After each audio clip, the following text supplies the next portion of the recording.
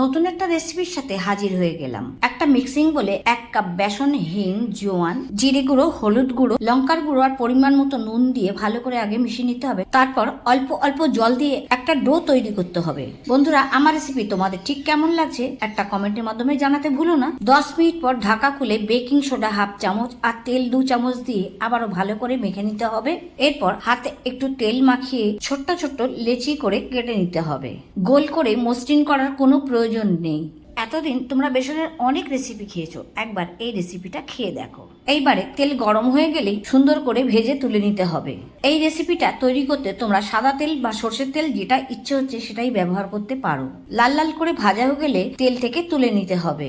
এরপর ওই তেলেতে আলু একটু নুন হলুদ দিয়ে ভেজে নিতে হবে। আলু ভাজা হয়ে গেলে একটু জায়গা করে মাঝখানে কালো জিরে ফোড়ন দিয়ে একটু নেড়ে নিতে হবে। এখন মিক্সি জারে টমেটো, আদা, কাঁচা লঙ্কা, হলুদ গুঁড়ো, লঙ্কার গুঁড়ো, ধনে গুঁড়ো, জিরে গুঁড়ো, কাশ্মীরি লঙ্কার গুঁড়ো পেস্ট করে সেই পেস্ট আলুর সাথে মিশিয়ে দিতে হবে। পরিমাণ মতো নুন দিয়ে এবার খুব ভালো করে কষিয়ে নিতে হবে। মশলা থেকে তেল বেরিয়ে আসলে পরিমাণ মতো জল দিতে হবে ঝোল করার জন্য। আলু সেদ্ধ হওয়ার জন্য এবারে ঢেকে দিতে হবে। ঢাকা খুলে আলু সেদ্ধ হয়ে গেলে ভেজে রাখা বেসনের গুটিগুলো দিয়ে আবারও ঢাকা দিতে হবে। সেদ্ধ হয়ে গেলে ঢাকা খুলে একটু নেড়ে চেড়ে চিনি, গরম মশলা গুঁড়ো, কাসুরি মেথি ছড়িয়ে দিলেই তৈরি হয়ে যাবে আজকের রেসিপি। আজকের রেসিপিটার নাম তোমরা দিয়ে দিও। রেসিপিটা ভালো লাগলে লাইক, শেয়ার, কমেন্ট করে সাবস্ক্রাইব করতে ভুলো না।